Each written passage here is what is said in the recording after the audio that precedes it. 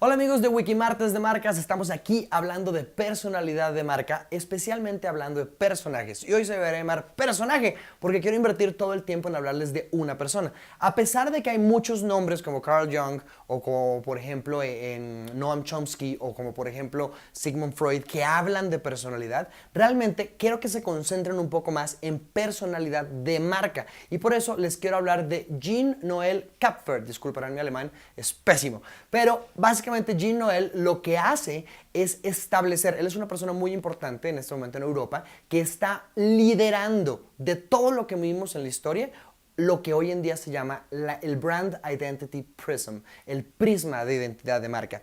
Y básicamente tiene 6 diferentes componentes. Este prisma está basado en una cosa muy inteligente y muy simple y por eso me gusta muchísimo. Es el entender, 1, quién es la persona que está emitiendo y entender, 2, quién es la persona que está recibiendo. Es un clásico esquema de mensaje emisor-receptor. Y después tener en cuenta 2 cosas. Cómo interioriza el receptor y cómo interioriza el emisor y cómo externaliza, cómo es exteriormente el emisor y cómo es exteriormente el receptor. Esto básicamente te da las 2 puntas del prisma, emisor-receptor, interno-externo, y es como la primera parte de este gran ejercicio. Después tienes que entender los 6 componentes que conforman no solo las puntas, sino también el centro del prisma. Las 6 partes del prisma básicamente están hechas desde el emisor hasta el receptor, ¿vale? Desde el emisor tenemos que ver 2 partes del prisma, que es la física y la personalidad. La física es básicamente todos los componentes tangibles que tienen que ver con, digamos, el producto, el empaque, el tamaño, mejor dicho, toda la parte. Pero la otra parte del emisor es la personalidad. Fíjense que a pesar de que estamos hablando de personalidad de marca, me gusta este esquema de la identidad, porque no solamente nos lleva de cómo piensa por dentro, sino ese cómo lleva por dentro nos ayuda a entenderlo por fuera, cómo esa manifestación se lleva a otras partes.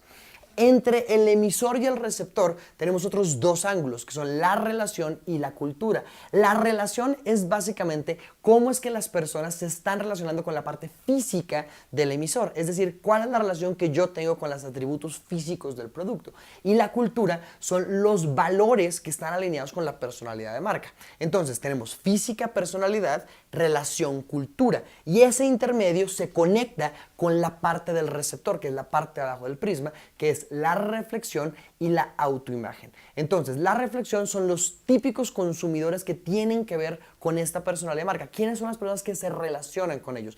Es decir, si tenemos por ejemplo, un banco que es joven y ese de 20 y pico años, ya saben, y todas las características clásicas, pero ¿con quién se relaciona ese tipo joven hombre? ¿Con qué tipo de amigos se relaciona? Es que es la reflexión, el típico consumidor que tiene que ver con ese consumo de producto. Mientras que el self-image, que es la parte interna del receptor, tiene que ver con cómo las personas se perciben a sí mismos, no cómo son percibidos. Entonces va de nuevo, tenemos 2 ángulos, ¿vale? La parte de arriba del prisma tiene que ver con el emisor, la parte de abajo tiene que ver con el receptor.